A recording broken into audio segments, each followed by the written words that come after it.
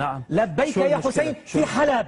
في حلب السنية يريدون. طيب شو بياخذون على حلب السنية؟ شو بدي بالشيعة بحلب السنية 99% سنة؟ ليه عصبي انت؟ ليش عصبي؟ كيف عصبي؟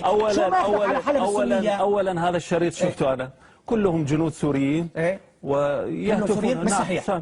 صحيح كلهم سوريين. شو دخل لبيك يا حسين؟ ليش شيعة؟ شيعة شو المشكلة؟ شو عم يسووا بحلب؟ شو شيعة جنود في حلب بلدهم. طيب بدي اسالك بلدهم انت شو دخلك فيها؟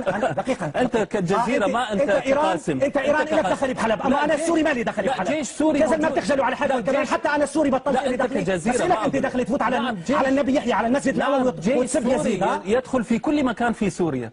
من حقه أن يدخل في كل مكان. ممكن أسألك سؤال صغير ويقول لبيك يا حسين؟ شو المشكلة؟ طيب ليه أنت غضبان على الحسين؟ ماشي. لماذا أنتم يعني أنت حمدت على الحسين الآن؟ لماذا ذبحتم حزب البعث في العراق؟ لماذا ذبحتم؟ أقول لبيك يا حسين. كل شيعي يقول لبيك يا حسين. هذا لا يضر شيء. هذا سؤال وصلني 100 مرة. لماذا يقولون هذا الكلام؟ لماذا يقول؟ أنا أقول لك بكل بساطة.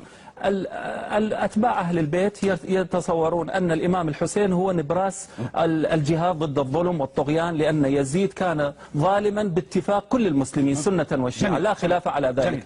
إذا الإمام الحسين هو مذهب المقاومة، مذهب الجهاد، مذهب رفض الظلم والطغيان وكل شيء.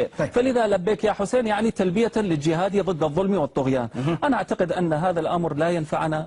الحالة الطائفية التي تثيرونها غير حقيقية وغير واقعية. هناك مدرستين، مدرسة انبطاحية أمريكية صهيونية في المنطقة، ومدرسة مقاومة ضد الصهاينة والأمريكان في المنطقة. لذا لا شيعي ولا سني، هناك مقاومة. ولذا أنا أعتقد